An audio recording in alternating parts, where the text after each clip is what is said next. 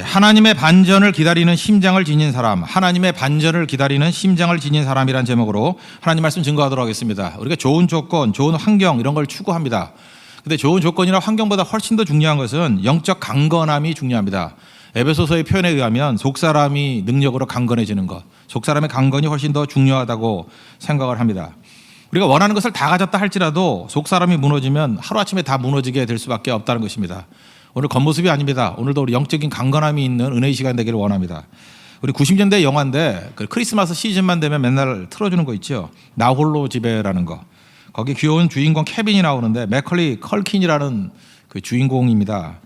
지금 봐도 귀엽습니다. 연기 되게 잘하고 어려서부터 주목받던 배우였습니다. 대성할 거다 그렇게 얘기를 했고 기대주로서 주목을 받았습니다. 연기 진짜 잘했습니다. 그가 어렸을 때 받았던 수입이 얼마였냐면 1,700만 달러. 지금도 큰 돈이지만 그 당시에 1,700만 달러가 얼마나 큰 돈이었냐면은 당시 그 미국 미드라 그러죠. 미국 드라마 600만 불의 사나이가 있었습니다. 그러니까 한 사람한테 엄청 돈 들여가지고 이상한 사람 만들어냈다는 거예요. 근데 얼마 들었어요? 600만 불. 그러니까 당시에 미국 사람들이 생각할 때 돈 엄청 많아. 그럴 때 600만 불이었어요. 근데 그거에 3배 가까운 돈을 벌었습니다. 그러니까 뭐 대단한 돈이죠. 어렸으니까 뭐 10살 때니까 그 돈을 부모들이 관리했습니다. 관리하다가 이 아빠하고 엄마가 싸움이 벌어졌어요. 서로 더 갖겠다고. 그래서 사랑받아야 될 나이에 부부가 소송을 걸었습니다. 아빠가 더 많이 가져야 된다. 엄마가 더 많이 가져야 된다. 결국 이혼했습니다. 그러니 이 맥컬리 컬킨 얼마나 그 상처를 입었겠습니까? 어마어마한 상처를 입었죠. 그래서 어려서부터 마약하고 거의 폐인됐습니다. 15살의 그 사진을 보면요. 쾌한 사진에 그 마약 물고 있는 사진 보면은 깜찍한 아이가 어떻게 이렇게 변화되었을까 이런 생각을 하게 됩니다. 한번 사진 한번 보여주세요. 예, 이렇게 변했습니다. 그 노인같이 변화가 됐죠. 세 번째 사진 보세요. 저게 노인 아닙니까? 이때가 15살이래요. 말도 안 되는 얘기죠. 예, 됐습니다. 결손 과정에 대해서 자기 자신도 결혼 되게 일찍 했습니다. 또 이혼을 반복하고 그래서 대인 기피증 걸리게 되었다고 얘기를 합니다. 많은 사람들이 이 맥컬리 컬킨 같은 이런 것을 이제 주목합니다. 사람들에게 두각을 나타내고 주목받고 칭찬 듣고 시선 끌기를 원합니다. 근데 사람 시선보다 훨씬 더 중요한 건 하나님의 시선이 중요한 거고요. 그 내면의 세계가 강하게 하나님의 임재가 있지 아니하면 모든 걸 다 가졌다 할지라도 넘어질 수밖에 없다라는 것입니다. 저는 이 맥컬리 컬킨 보면서 생각나는 게 사울입니다. 사울은 사실 조기 성공했잖아요. 그리고 전쟁할 때마다 승리했습니다. 그런데 우리가 이 16장 전반부에 보면 알겠지만 넘어졌고 하나님께 버림받았습니다. 왜 그렇습니까? 속사람의 강건이 없기 때문에 그렇습니다. 영적 강건이 없기 때문에 하루아침에 무너지게 되었다는 것입니다. 대신에 사용받는 것이 다윗인데 구약 성경은 이렇게도 설명할 수 있습니다. 다윗을 기다리는 책입니다. 다윗이 우리의 모델이고 다윗을 기다리는 책이에요. 근데 다윗이 이렇게 하나님의 주목을 받았던 이유가 뭐냐? 영적 강건함이 있었기 때문에 그렇다는 거예요. 그렇다면 우리도 영적 강건함을 추구하는 우리 다윗 같은 하나님의 종들이 되어야 될 것입니다. 하나님의 주목받는 영적 강건한 사람의 특징을 두 가지로 살필 수 있는데 첫째는 마음이고 두 번째는 쓰임 받음이에요. 하나를 그 내적인 거라 그러면 외적으로는 쓰임 받는 것. 이 두 가지를 추구하는 종들 되기를 원합니다. 첫 번째는 마음인데 마음을 또 성경은 중심이라고 하죠. 중심, heart입니다. 심장이라고 표현된다. 심장이 하나님을 향한 사람, 그런 사람이 영적 강건한 종이 된다는 것입니다. 6절을 보시면 사무엘이 엘리압 큰 형을 보고 마음에 이르기를 여호와의 기름 부실 자가 과연 주님 앞에 있도다 이렇게 얘기를 합니다. 예루살렘에서 12km 정도 떨어진 베들레헴에 갔습니다. 이새의 집에 가가지고 아들 불러라 그래놓고 첫 번째 아들을 보니까 사실은 그 최고의 선지자가 사무엘 아닙니까? 영적으로 무딘 사람이 아니에요. 영적으로 깨어있는 선지자 사무엘이 보고 온데 이거 진짜 왕될 자질이 있다라는 거예요. 외모로 보거나 환경으로 보거나 상황으로 보거나. 그 이스라엘도 장남을 굉장히 우대했습니다. 그래서 여러 가지 기회를 줘서 교육받을 수 있는 기회도 많았고 또 지원도 많이 해줬습니다. 그러니까 멋지죠. 그래서 엘리압이다 이렇게 생각을 했습니다. 그랬더니 하나님께서 말씀하시기를 7절 보니까 용모와 키를 보지 마라. 내가 그를 버렸다. 나는 사람이 보는 것과 같지 아니하고 외모를 보지 않고 나는 중심을 본다. 사람은 외모를 보거니와 하나님은 중심을 보신다. 나는 중심을 보신다. 이 중심이 뭡니까? 이게 heart예요. 심장이에요. 마음이에요. 그러니까 하나님께서 마음을 보신다는 것입니다. 우리도 하나님 앞에서 쓰임받고 하나님의 임재를 맛보기 위해서는 이 마음 관리가 중요하다는 거예요. heart가 중요하다는 거예요. 여러분의 중심에 무엇이 있습니까? 마음에 무엇이 있습니까? 그거에 따라서 우리 인생이 다 달라지게 된다는 것입니다. 이 중심이 뭔지를 알기 위해서는 이 사무엘상을 시작할 때 내용을 보면 압니다. 사무엘상 시작이 그 한나가 아기 못 낳는 모습으로 나오잖아요. 그래서 한나가 아기를 낳았죠. 이게 사무엘입니다. 그리고 사무엘상 2장에 보면 한나의 기도, 한나의 노래가 나옵니다. 그러니까 한나의 노래의 핵심은 이거예요. 다 뒤집힌다는 거예요. 반전의 역사가 있다라는 거예요. 그러니까 이 현상 속에서, 이 세계 속에서는 부조리 현상이 막 벌어지고 있다라는 것입니다. 거짓된 구조가 있다라는 것입니다. 그래서 교만한 자, 오만한 자의 말들이 힘을 얻고 또 용사의 활, 이렇게 압제하는 자들의 능력이 있고 그 다음에 풍족한 자들이 막 설치고 다니는 그런 부조리가 있다라는 것입니다. 근데 하나님께서 임재하시면 하나님께서 반전을 일으켜 주신다는 거예요. 그래서 하나님께서는 가난하게도 하시고 부하게도 하시고, 하나님께서는 낮추기도 하시고 높이기도 하시고, 하나님께서는 죽이기도 하시고 살리기도 하신다. 그러니까 한나의 노래의 핵심이 뭐예요? 하나님께서는 반전을 일으키시는 하나님이라는 거예요. 그 하나님을 바라는 마음, 그게 중심입니다. 그래서 사무엘상을 바라볼 때 한나의 노래가 굉장히 중요한 거예요. 한나가 노래했던 그 하나님을 바라는 마음, 그게 중심이에요. 그게 심장이라고요. 근데 그 심장의 마음을 누가 갖고 있었느냐? 다윗이 가지고 있었다는 것입니다. 지금 이 답답한 세계를 변화시킬 수 있는 분은 하나님밖에 없습니다. 반전시킬 수 있는 능력은 하나님밖에 없습니다. 그 마음에, 그게 중심이라고요. 여러분, 이게 주변을 살펴볼 때 우리 답답함이 있죠. 이러다가 뭐 어떻게 되나 이런 생각이 들기도 하지 않습니까? 답이 없죠. 길이 없죠. 그때에 중심이 하나님을 향한 사람의 특징이 뭐냐 하면 그저 하나님만이 반전을 일으킬 수 있고 하나님만이 변화를 일으킬 수 있습니다. 그 마음, 그게 중심이라는 것입니다. 역대하 16장 9절을 봐도 하나님께서 두루 찾아다니면서 전심으로 자기에게 향하는 자들을 위하여 능력을 베푸신다, 이렇게 말씀하십니다. 그러니까 전심으로 하나님을 향하는 사람, 심장이 하나님을 향한 사람이에요. 그 사람에게 능력을 베풀어 주신다는 것입니다. 오늘 예배 시간이 그런 거예요. 하나님, 내가 다른 거 믿을 데가 없습니다. 다른 거 의지하지 않습니다. 오직 하나님만이 문제를 해결할 수 있고 반전을 일으킬 수 있습니다. 그게 중심이 있는 사람이에요. 아까도 주은이 얘기했죠. 이게 수술을 했는데 이게 장이 안 움직이는 거예요. 자꾸만 이렇게 차니까 단단해지고 답이 없는 거죠. 다시 뭐 그 장과 장을 연계시킨 걸 다시 끊어야지 된다. 뭐 이런 위기까지 왔어요. 근데 우리가 하나님 의지했잖아요. 하나님밖에 답이 없습니다. 건져 주실 분이 없습니다. 철학기도 때 우리 성도들이 다 같이 힘을 모아서 기도하지 않았습니까? 의인의 역사는 강구하는 능력이 있다고. 그죠? 강구는 능력이 있다고. 그때 오늘 아침에 또 하나님께서 응답해 주셨어요. 이게 하나님밖에 없습니다. 이게 우리 기도의 응답이라고요. 가정도 마찬가지 아닙니까? 속수무책이잖아요. 우리 가정이 뭐 깨지고 가정이 어려움이 있을 때 이거 답이 없잖아요. 어떻게 할 거예요? 사람과 사람의 문제인데, 부족한 존재의 문제인데. 그러니까 하나님께 나아가는 거죠. 이 가정을 회복시킬 수 있는, 반전을 일으킬 수 있는 분은 하나님밖에 없습니다. 그래서 주님께 나아가는 거예요. 교회 생명도 마찬가지죠. 생명이 하나도 없습니다. 이게 뭐 사람 모임이지 이게 하나님을 찬미하는 모임이 아닌 것 같아요. 그때 하나님께 엎드리는 사람이 나오기 시작하는 거예요. 이걸 반전시킬 수 있는 건 하나님밖에 없습니다. 성령의 새바람, 그것이 필요합니다. 그게 중심이에요. 그 중심을 가지고 있는 사람을 하나님께서 사용해 주신다는 것입니다. 그래서 오늘 이 세팅을 잘 보면요, 인간이 절망하면 절망할수록 하나님께서는 더 크게 역사하시는 거예요. 그래서 절망의 상태로 우리를 이끌어 간다는 것입니다. 여기 잘 보세요.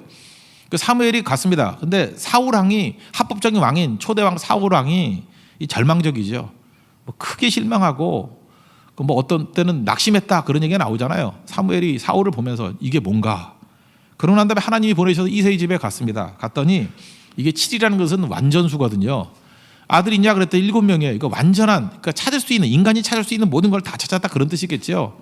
1번, 2번, 3번, 4번, 엘리압부터 아비나답, 삼마, 그 옛날에 시므이라고 써있기도 하는데 그 1, 2, 3번 다 했더니 다 아니래요. 그 나머지 4명은 기타 등등, 그것도 다 아니래요. 여러분, 그럴 때 사무엘의 마음 가운데 드는 게 뭐예요? 이제 절망이다. 이거 어디 있나? 답이 없지 않나? 그런 생각이 들지 않아요? 여러분, 사람들은요, 세상은요, 끝날 징조만 보여도 다 떠나갑니다. 여러분, 그런 거 아세요? 어떤 거 이렇게 사업을 한다든지 뭘 해보세요. 이렇게 끝날 징조만 조금 보여도 슬슬 사람들이 떠나가기 시작해요. 지금 이쯤 되면은 모든 게 다 포기하고 떠나가는 거예요. 인간의 능력은 그렇습니다. 끝날 징조만 보여도 다 떠나가요. 근데 모든 것이 끝나도 떠나지 않는 사람, 그게 크리스찬이에요. 모든 것이 다 끝나도 떠나지 않는 사람. 왜? 하나님이 끝났다 그러지 않는 한 끝난 게 아니거든요. 하나님 바라보고 그 자리에 머물러 있는 사람이에요. 그게 크리스찬입니다. 그게 하나님의 사람들이에요. 그래서 여러분들, 절망이 있으면 있을수록 이 크리스찬들이 빛나기 시작하는 겁니다. 왜요? 하나님이 계시기 때문에 끝난 자리에서 떠날 수 없는 자예요. 여러분, 이거 십자가 부활이 생각나지 않습니까? 인간이 다 끝났다 그럴 때가 뭐예요? 예수님이 십자가에서 죽을 때 아니에요? 끝난 거 아니에요? 이제 다 끝났다. 소망이 다 사라졌다. 근데 뭐라 그래요? 떠나지 말래요. 위로부터의 능력이 입힐 때까지 떠나지 말래요. 이성이 유하래요. 다 끝났는데 머문 사람들 120문도들이죠. 그들이 로마를 뒤집은 겁니다. 여러분 잊지 마십시오.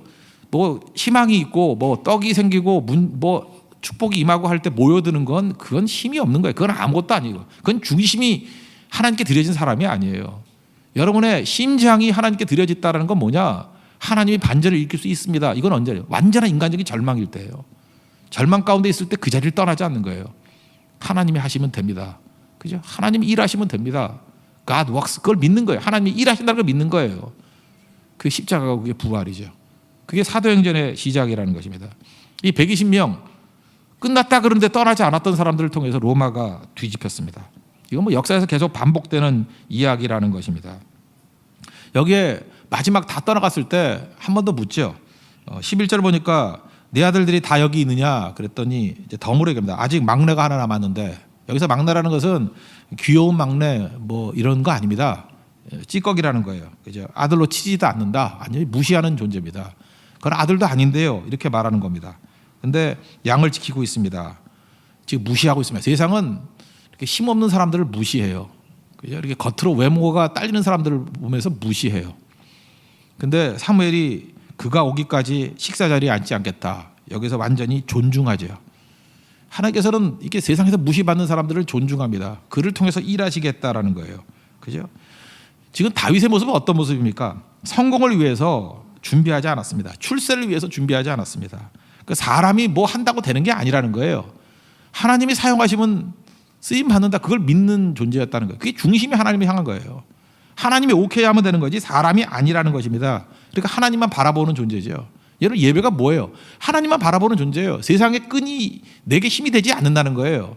그러니까 그 안에 싱싱함이 있죠. 싱그러움이 있죠. 푸르른 청초함이 있죠. 그래서 예수를 잘 믿으면요. 나이하고는 관계가 없어요. 나이 들어도 이렇게 느끼한 사람. 나이 들어서 뭐예요? 나 그러니까 20살인데도 느끼한 애들 많이 봤는데 20살인데 그렇게 느끼해요? 뭐 어떤 애들은 중학생인데 느끼해. 세상 물 너무 먹어가지고. 그죠? 뭐 소망이 뭐냐? 건물주. 뭐 이게 참 느끼해. 그죠? 거기서 무슨 소망이 있어요? 청초함이 하나도 없어요. 그래서 싱그러움이 사라져 버린다고. 요즘에 젊은이들이 그래요. 그 모든 아줌마의 얼굴은 다 똑같아요. 그래요. 모든 아저씨의 얼굴은 다 똑같아요. 왜? 탐욕적인 얼굴이거든. 자포자기한 거. 뭐 그냥 다 똑같아지는 거예요. 세상에 짓눌려 가지고. 그래서 아줌마의 얼굴, 아저씨의 얼굴이 다 똑같아요. 아닙니다. 중심이 하나님을 향한 사람은 싱그러움이 있어요. 푸르른 정기가 있어요. 기상이 있어요. 그래서 매력이 있다니까요. 여러분 그런 사람 보셨어요? 우리 교회도 제가 몇 사람이 있는데 이런 말하면 질투할까 봐 말을 못 하겠는데 아줌마 같지 않아요. 아줌마거든요. 아줌마 같지 않아요. 말이 아줌마 같지 않고요. 표정이 아줌마 같지 않아요. 아저씨인데 아저씨면 아저씨 같은 표정이 나와야 되는데 그렇지 않아요. 청년 같은 말을 해요. 청년 같은 표정을 지어요. 왜요? 그 안에 하나님을 향한 중심이 있기 때문에 그래요. 그럼 늘지 않아요. 눈 감고 얘기를 해보면요. 젊은이하고 얘기하는 것 같아요. 싱싱함이 있고 싱그러움이 있다는 것입니다. 거기에 매력이 있는 거죠. 그런데 중심이 하나님을 향하지 않으면 종교인이 돼버립니다. 그럼 느끼해요. 느끼하고 생기가 없어요. 생기가. 다 죽게 된다는 것입니다. 그러니까 세상 두려워하는 거예요. 그러니까 세상 눈치 보는 거예요. 세상 눈치 보고 세상 두려워하니까 세상에 끌려가고 있습니다. 우리 세상을 바꿔야 되는 존재라 그러지 않아요? 세상이 빛이라면서요. 근데 세상 눈치 보고 세상을 두려워해가지고 어떻게 그런 일을 할 수 있겠습니까? 그런데 다윗은 사람 눈치 안 보고 여기 보세요. 사무엘이 왔다 그러면 소문났을 거 아니에요. 그런 거에 대해 관심은 갖지 않아요. 자기 할 일 하고 있잖아요. 자기가 먼저 찾아가지 않았어요. 부르니까 왔어요. 부르니까 왔다고요. 그래서 그의 얼굴을 보는 순간에 12절 보세요. 뭐라고 돼 있죠? 그의 빛이 붉고 눈이 빼어나고 얼굴이 아름답더라. 이거 읽는 순간에 속았다 이런 생각이 들죠. 외모 안 본다면서 이거 뭐야? 이거 잘생겼다며? 뭐 하나님이 외모를 안 본다 그랬지 언제 뭐 외모가 안 된 사람 뽑는다 그런 얘기 없잖아요. 그죠? 예. 그러니까 이게 틀린 얘기도 아니에요. 그러니까 말을 잘 들어야 돼. 근데 이거를 외모로 보면 안 되고 이거 원문으로 잘 보면 외모 얘기가 아니에요. 빛이 붉다라는 건 뭐냐면 이게 사람이 기상이 있는 사람의 표현이에요. 이렇게 막 희망에 차가지고 이렇게 얼굴이 벌거지는 사람 있죠. 그런 뜻이고요. 눈이 빼어났다 이 얘기는 맑다라는 거예요. 맑다라는 거. 그 속에 이제 간사함이 없도다 할 때 나다나이를 표현할 때 그런 표현들이 있죠. 정기가 맑다라는 거예요. 그리고 얼굴이 아름답다 그럴 때 우리 한국도 그러잖아요. 얼굴이 마음을 반영하잖아요. 얼굴이 원래 얼꼴이잖아요. 꼴이 뭐예요? 얼꼴이 뭐예요? 이 마음 속에 있는 모양이죠. 마음의 모양. 조상이 그러잖아요. 우리 얼이 있어야 되잖아요. 얼이 마음이잖아요. 이 하트잖아요. 이 하트의 꼴이에요. 모양. 그러니까 마음 모양이 얼굴로 드러난다는 거죠. 그래서 40살 넘어서면 얼굴 책임져야 된다. 링컨 얘기했다 그러는데 얼굴 보면 그 사람 마음이 보여요. 못된 사람은 못된 표정을 짓고요. 잘생기고 못생긴 거예요. 욕심 많은 사람들은 얼굴에 욕심이 덕지덕지 붙어 있고 그래요. 그거 다 아시잖아요. 그죠? 이 얼굴이에요. 그 얘기를 하는 거예요. 그러니까 이 얘기는 중심이 하나님 앞에서 인정받는 사람의 모습이었다. 그거를 말하고 있다라는 것입니다. 외모 얘기가 아니에요. 그게 마음이 하나님 닮은 사람이었다. 그 다음부터 어떤 일이 벌어졌어요? 다윗을 통해서 성령의 새바람이 불기 시작하는 거죠. 성령이 임했다 그러고 그 임에서 나타나는 현상들이 뭐겠어요? 그 뒤에 나오는 골리앗 물리치는 승리의 사건들이 이어서 쭉 나온다는 것입니다.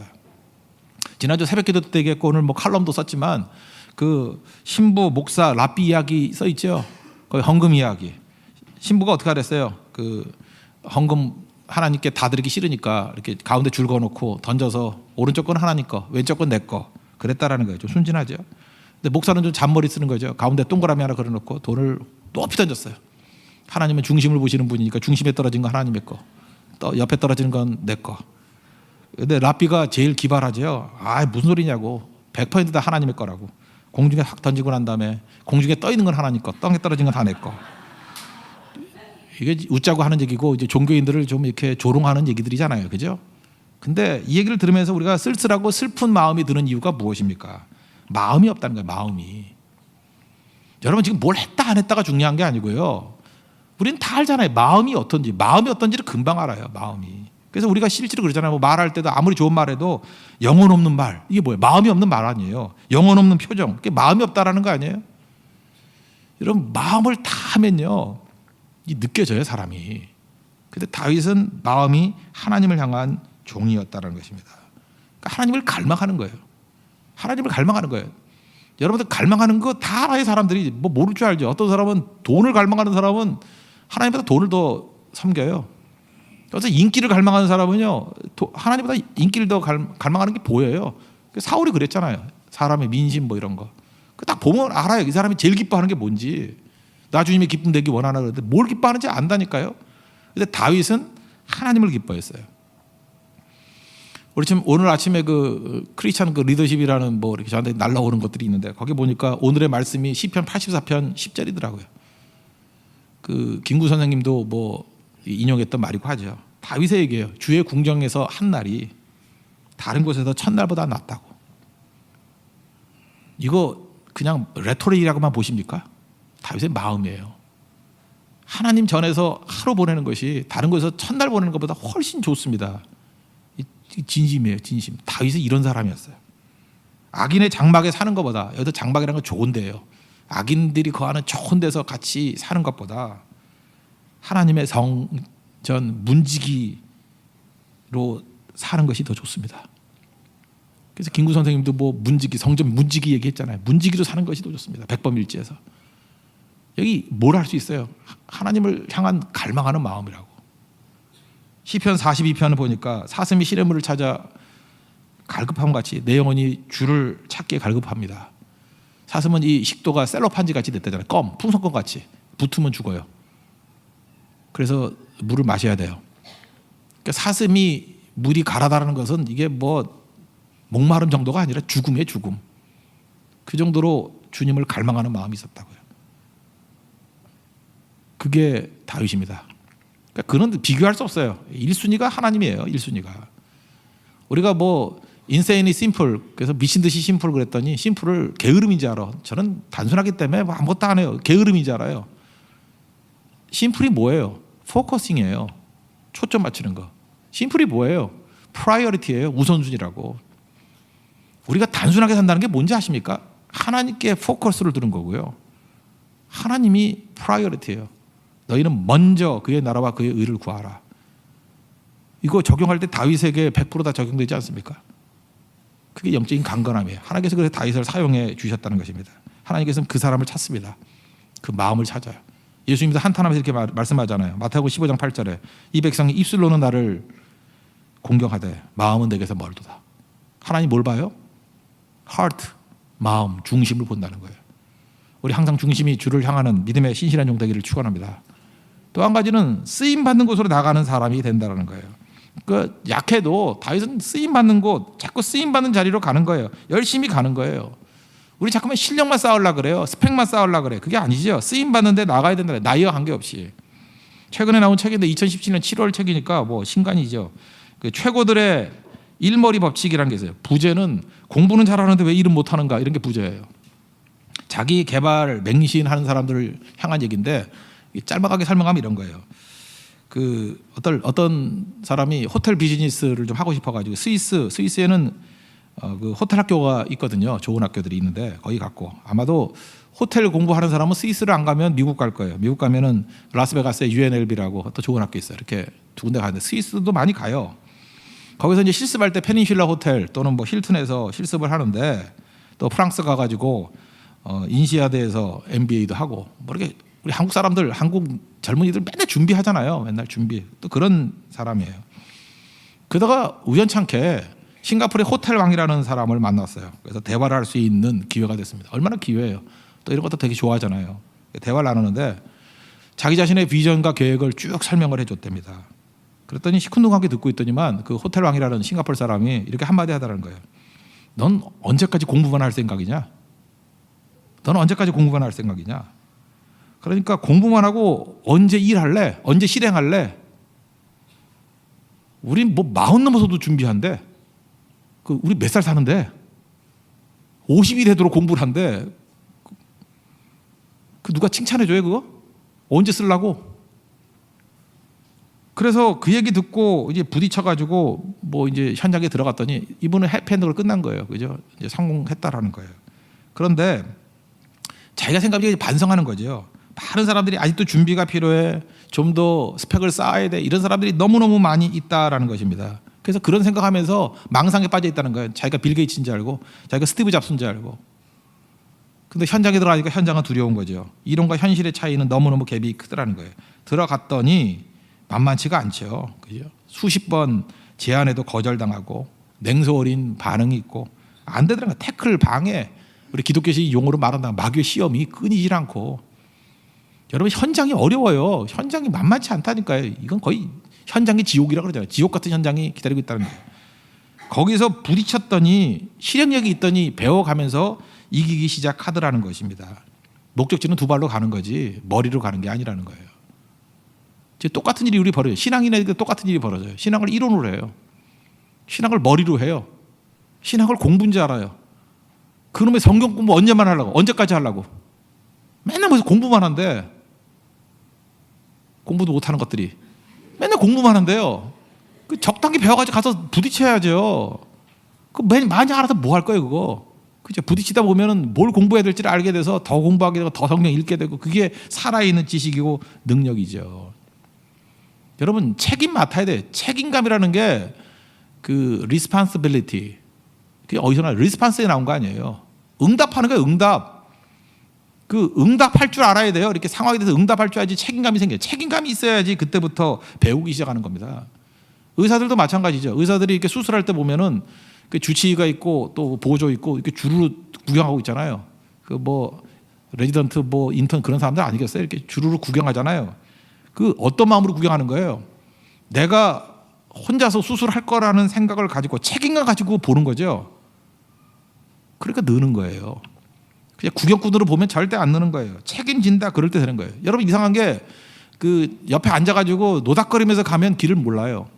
그래서 책임지고 운전해 갔던 사람은 길을 기억해요.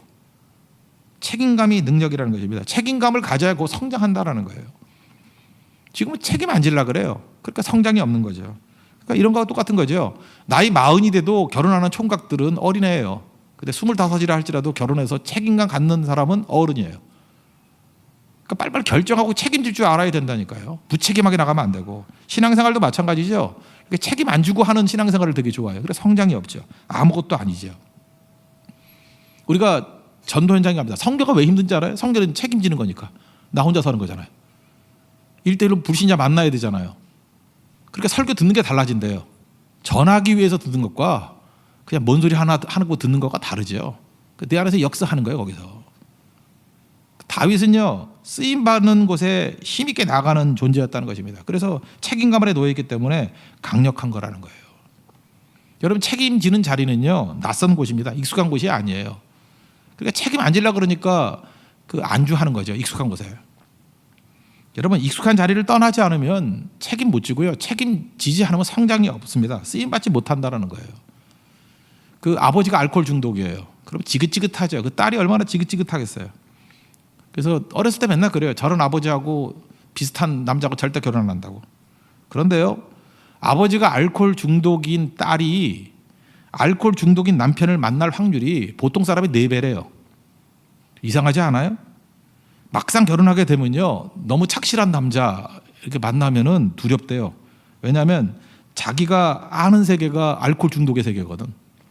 술주정하는 세계거든요. 힘들어도 그때는 내가 견뎌냈잖아요. 내가 컨트롤할 수 있었잖아요. 그러니까 알코올 중독 아버지를 둔 딸이 왜 알코올 중독인 남자를 만나느냐 하면은 익숙하기 때문에.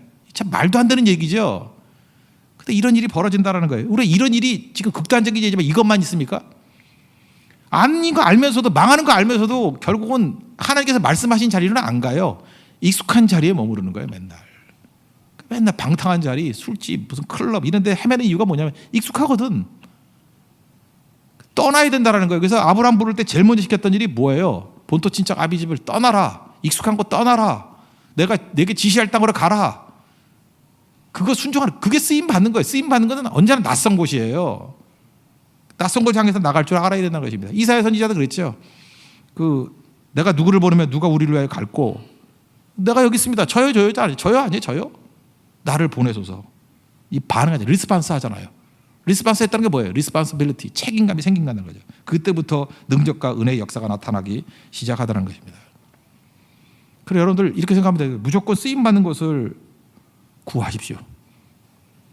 뭐 이렇게 쓰임받는다, 선교 갈 수 있는 기회가 된다 그러면 그냥 적극적으로 가야 되고요. 선교 가서도 팀장 맡긴다 그러면 거부하지 말고 그냥 무조건 맡고요. 그냥 쓰임 받는 곳에 나를 부른다 그러면 그냥 아멘하고 받아들이세요. 주께서 쓰시겠다 그러면 아멘 하는 거예요.